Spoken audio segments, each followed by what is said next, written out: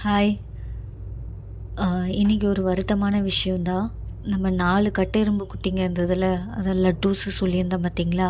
அதில ஒரு குட்டி வந்து இறந்து போயிடுச்சு. எப்படி இறந்துடுச்சுன்னு சரியா எனக்கு தெரியல. ஆனா நான் வேலையில இருக்கும்போது பொண்ணு கால் பண்ணியிருந்தாங்க. ஸ்கூல்லேருந்து வந்தோனே, "அம்மா இந்த மாரி குட்டி நாய் நான் வரும்போதே துடிச்சுட்டு கத்திட்டு இருந்ததும்மா.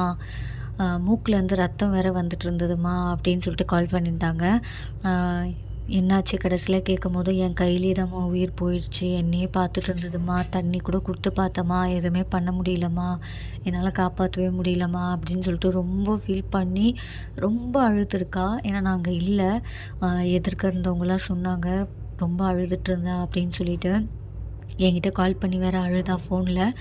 சரின்னு சொல்லிட்டு வீட்டுக்கு நான் 7 மணிக்கு தான் வந்து பார்த்தேன். பார்த்தப்போ பார்த்தீங்கன்னா, குட்டி வந்து இறந்துட்டு இருந்தது. மூக்குலேருந்து பிளட் வந்திருந்தது.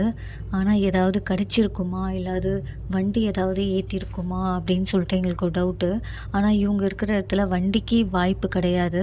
ஆனா வேற ஏதாவது பூச்சியோ, இல்ல எலியோ அந்த மாதிரிலாம் வாய்ப்பு இருக்கு. இல்ல மாடு ஏதாவது எட்டு உதைச்சிட்ருக்குமா என்னன்னு தெரியல.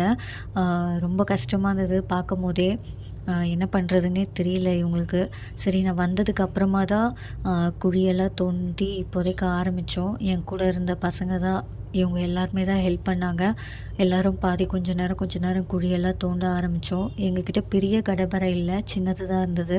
ஒரு 2 அடியில மட்டும் குழிய தோண்டிட்டு, நாய்க்குட்டிய அதுக்குள்ள வச்சுட்டு, பாலு, மஞ்சளு, அப்புறம் பூவெல்லாம் போட்டு மரியாதை பண்ணிட்டு வந்துட்டோம். ரொம்ப எல்லாருமே ரொம்ப வருத்தத்தோடவே வந்தோம். ரொம்ப கஷ்டமா இருக்கு. ஏன்னா ரொம்ப துரு துருன்னு இருந்த குட்டியே அது மட்டும் தான். யார் வந்தாலும் எந்த ஒரு அ மிருகம் வந்தாலும், பன்னி வந்தாலும் சரி, மாடு வந்தாலும் சரி, அழகா குலைக்கும். ரொம்ப துரு துருன்னு இருந்தா. ஆனா அந்த குட்டி இப்ப எங்ககிட்ட இல்ல. காலையில தான் சாப்பாடு கூட வச்சுட்டு வந்தேன் நானு.